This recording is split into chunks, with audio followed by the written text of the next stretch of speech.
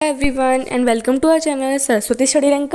सो students, आज की video में हम क्लास 8 हिस्ट्री का chapter 9 women caste and reform की NCERT question answer but short. Okay, तो स्टूडेंट्स पिछले साल मैंने इसी चैप्टर के क्वेश्चन आंसर की वीडियो अपलोड की थी, बट आप सबके कमेंट में बहुत सारी रिक्वेस्ट आई थी कि मैम प्लीज़ इन्हीं क्वेश्चन आंसर को आप थोड़ा शॉर्ट में कराइए। ठीक है, तो इन्हीं के हम थोड़े शॉर्ट क्वेश्चन आंसर लेके आए हैं। चलिए, और मैंने जितना शॉर्ट हो सके उतने रखने की कोशिश की है, बट जितना क्वेश्चन पूछ रहा है उतना हमें आंसर देना ही होगा। तो कुछ के तो आंसर्स थोड़े बहुत तो बड़े होंगे, ठीक है। एंड आप चाहें तो आपको जैसा ठीक लगे आप बीच बीच में थोड़ी बहुत लाइंस कट भी कर सकते हो या फिर एक्स्ट्रा एड ऑन भी कर सकते हो मार्क्स के अकॉर्डिंग। ओके, चलिए स्टूडेंट्स स्टार्ट कर लेते हैं। सो फर्स्ट क्वेश्चन है, what social ideas did the following people support. So हमें कुछ लोगों के नाम दिए हुए हैं और हमें बताने हैं कि इन्होंने कौन से सोशल आइडिया को सपोर्ट किया था। तो पहला है राम मोहन रॉय। सो राजा राम मोहन रॉय ने क्या सपोर्ट किया था। सो स्टूडेंट्स, राजा राम मोहन रॉय ने बैन ऑफ सती, यानी कि वो चाहते थे कि जो सती है ना, सती प्रथा को बंद कर दिया जाए। ठीक है, अगला है दयानंद सरस्वती। तो दयानंद सरस्वती चाहते थे कि विडो रीमैरिज को वो सपोर्ट करते थे कि जो विधवा अगर हो जाती है कोई लड़की तो उसे फिर से शादी करने का पूरा अधिकार है। ठीक है, आगे है वीर सालिंगम पंटुलू। तो उन्होंने भी सेम विडो रीमैरिज को ही सपोर्ट किया था। आगे है ज्योतिराव फुले। ज्योतिराव फुले ने इक्वालिटी अमंगस्ट कास्ट, मतलब कि कोई भी जो जात है वो कोई भी अपर कास्ट नहीं है, कोई भी लोअर कास्ट नहीं है, सभी कास्ट है वो इक्वल है।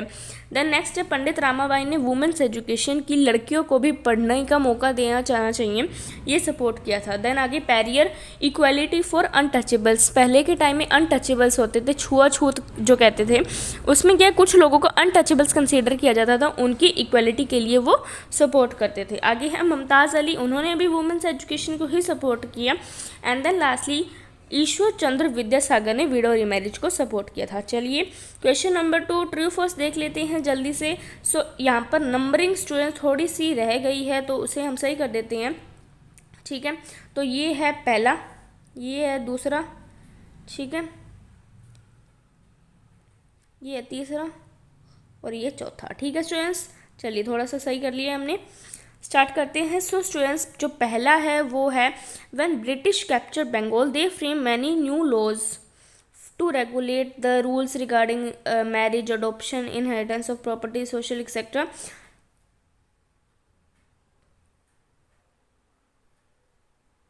सॉरी स्टूडेंट्स, ये सही कर लेते हैं थोड़ा। जो पहला है ना वो कैसा है, देखो, when British capture Bengal they frame many laws to regulate the rules regarding marriage, adoption, the inheritance of property etcetera. तो ये इतना है, ये आपका पहला है। ठीक है, चलिए आगे देखते हैं। तो ये सही बात है, ब्रिटिश ने बहुत सारे रूल्स को रेगुलेट किया था। आगे दूसरा कौन सा स्टूडेंट्स, देखो, social reformers had to discard the ancient text in order to argue for reform in social practices. तो ये दूसरा है, लेकिन नहीं, ये पूरी तरह से फॉल्स है, बल्कि जो सोशल रिफॉर्मर्स हैं उन्होंने तो एंशियंट टेक्स्ट की हेल्प से ही आर्ग्यू किया था। ठीक है, तो ये हो गया फॉल्स। आगे देखते हैं। Reformers got full support from all sections of the people of the country. तो ये भी है पूरी तरह से फॉल्स, बिकॉज उन्हें बहुत सी तरह के क्रिटिसिज्म का सामना करना पड़ा था, तो उन्हें बिल्कुल भी सपोर्ट नहीं मिला था। ठीक है, आगे देखते हैं। The child marriage resistant act was passed in 1929। सो ये स्टूडेंट सही है, 1929 में ही चाइल्ड मैरिज को बंद कर दिया गया था। ठीक है, आगे देखते हैं। क्वेश्चन नंबर 3 ये थोड़ा सा इस तरह से है। ठीक है, so how did the knowledge of ancient text help the reformers promote new laws. यानी कि जो रिफॉर्मर्स हैं उन्होंने एंशियंट टेक्स्ट की कैसे मदद ली थी ताकि वो न्यू लॉज को भी प्रमोट कर सकें।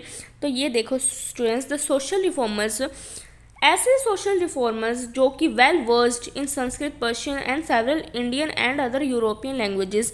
यानी कि ऐसे रिफॉर्मर्स जिनको संस्कृत, पर्शियन, अलग अलग भारतीय लैंग्वेजेस और यूरोपियन लैंग्वेजेस आती थी, उन्होंने क्या किया, उन्होंने tried to show their writings and tried to convince people that the practices such as widow burning, caste distinctions, child marriage, etc. had no sanction in ancient texts. So students reformers ने क्या किया था, लोगों को ये समझाने की कोशिश की थी अपनी राइटिंग्स के द्वारा कि ये जो भी सारी विडो मैरिज होगी, विडो बर्निंग होगी, कास्ट डिस्टिंक्शंस, चाइल्ड मैरिज, इन सब का पुराने एंशियंट टेक्स्ट में ऐसा कोई भी लिखा नहीं हुआ है कि ये करना सही है, ठीक है, ऐसा कुछ भी नहीं सामने आता है, ठीक है।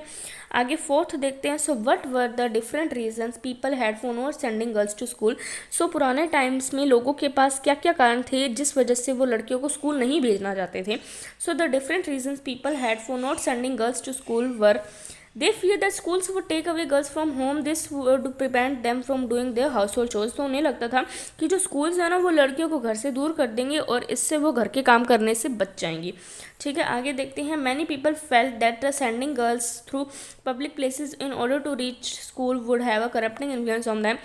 कुछ लोगों को तो लगता था कि जो स्कूल पहुंचने की लड़कियां पब्लिक प्लेसेस से ट्रैवल करेंगी तो उससे उन पर गलत प्रभाव पड़ेगा, वो उनके लिए सही नहीं है, ठीक है। तीसरा उन्होंने रीज़न दिया था कि many people fail that girls should stay away from public places. बहुत से लोगों को लगता था कि गर्ल्स को पब्लिक प्लेसेस से दूर रहना चाहिए, ठीक है।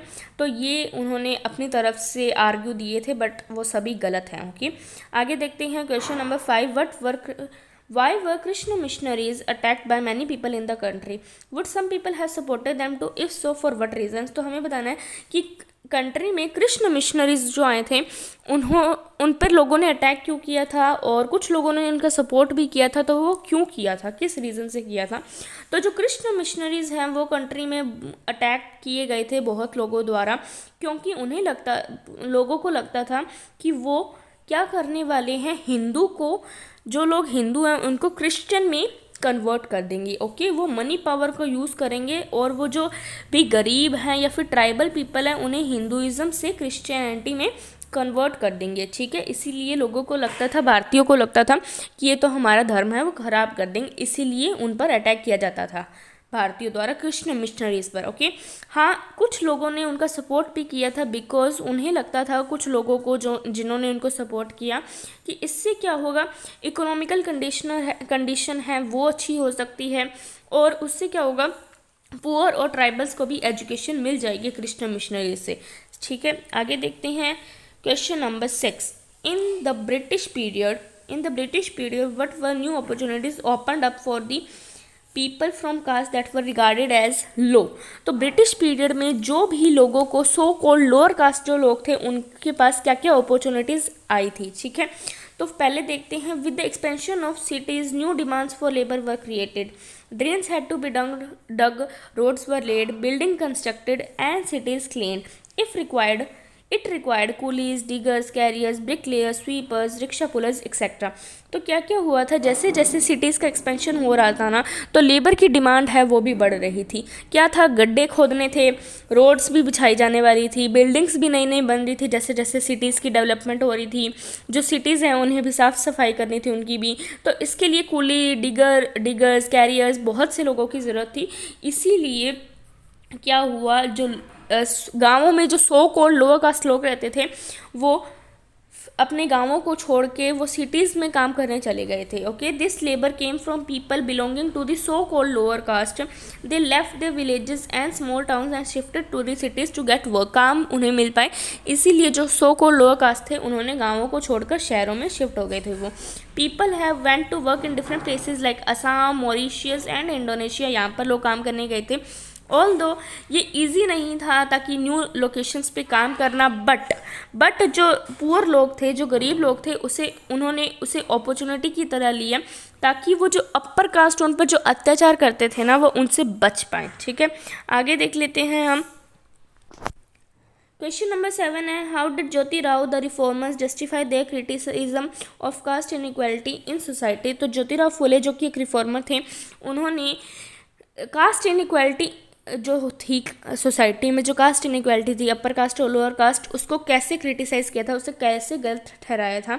तो Jyotirao attack the Brahmans claim of this superiority over others. उन्होंने किया था ज्योतिराव फुले ने, जो ब्राह्मण है वो सब अपने आप को सबसे ऊपर समझते थे, उस पर अटैक किया था। ज्योतिराव फुले ने कहा था कि जो आर्यंस है वो फॉरेनर्स थे, जो कि मतलब बाहर सब कॉन्टिनेंट से आए थे, लेकिन वो जीत गए थे, इसलिए उन्होंने अपने आप को सुपीरियर कर दिया और वही है वो ब्राह्मण्स है। But they defeated and subjected the true children of the country. उन्हें लगता था कि जो आर्यंस ने असली जो कंट्री के, असली जो भारत के बच्चे हैं ना, उन्हें हरा दिया और उन पे अब वो जुल्म कर रहे हैं। ओके, फुले को लगता था the upper caste had no right to their land and power. In reality जो फुले को लगता था कि जो अपर कास्ट है ना, उनका ज़मीन पर कोई अधिकार नहीं है, कोई उन पर पावर, उनके पास कोई पावर नहीं है। असलियत तो ये थी the land belong to the so called lower caste. असलियत में जो लैंड है वो लोअर कास्ट की ही थी। ही प्रपोज्ड दैट द शूद्रास जो कि लेबर कास्ट थे और जो अनटचेबल्स थे, उन्हें एक हो जाना चाहिए और उन्हें कास्ट डिस्क्रिमिनेशन को मिटा देना चाहिए, ये लगता था फुले को।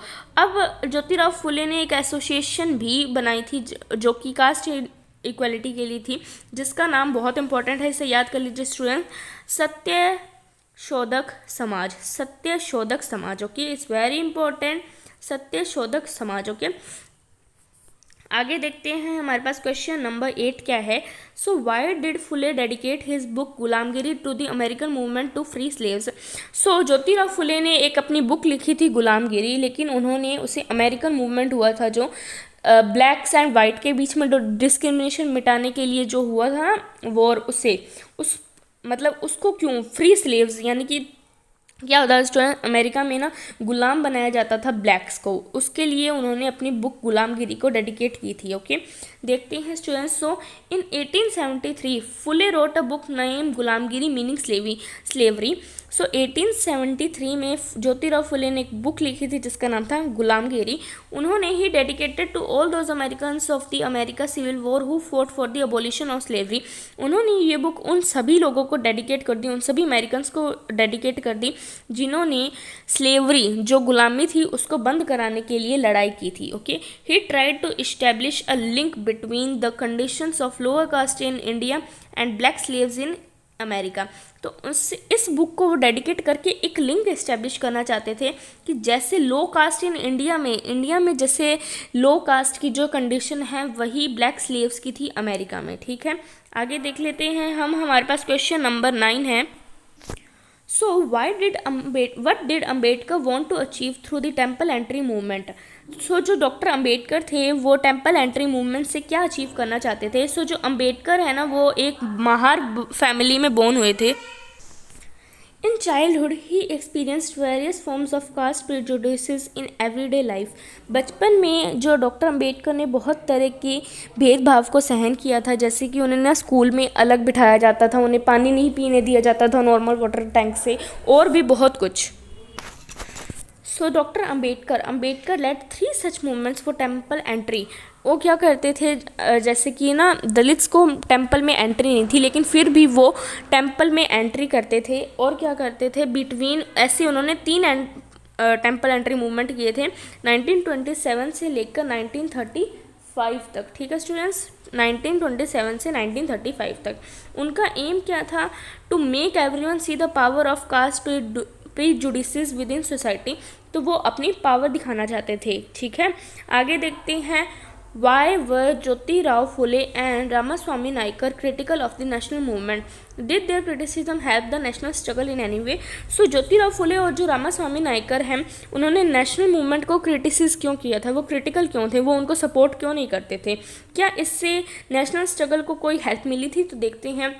Jyotirao Phule and E V Ramaswamy Naicker were critical of the national movement. ये सारी क्वेश्चन की लाइन नहीं आ गई, because it was found that a feast organise by nationalist seating arrangements followed caste distinctions that are the lower caste were made to sit from a distance from the upper caste। यानी कि क्या हुआ था, रामास्वामी नायकर और ज्योतिराव फुले ने एक बार national movement द्वारा ना एक फीस्ट ऑर्गेनाइज किया गई थी, एक मीटिंग कह सकते हो आप, लेकिन उसमें क्या हुआ था, जो सीटिंग अरेंजमेंट्स है ना वो कास्ट के हिसाब से थी, यानी कि जो अपर कास्ट है उन्हें आगे बिठाया गया था और लोअर कास्ट को पीछे बिठाया गया था। ठीक है, उनसे दूरी में बिठाया गया था, मतलब अपर कास्ट और लोअर कास्ट को दूर दूर रखा गया था। और ऐसे उन्हें मतलब नेशनल मूवमेंट को वो क्रिटिसाइज़ करेंगे ना, बिकॉज एक तरफ तो वो चाहते हैं कि भारत है वो आज़ाद हो जाए, लेकिन साथ ही वो कास्ट डिस्टिंक्शंस को फॉलो कर रहे थे, इसीलिए उन्होंने वो गलत कर रहे थे, ठीक है। It resulted that the untouchables had to fight for their dignity and Periyar found the self respect movement.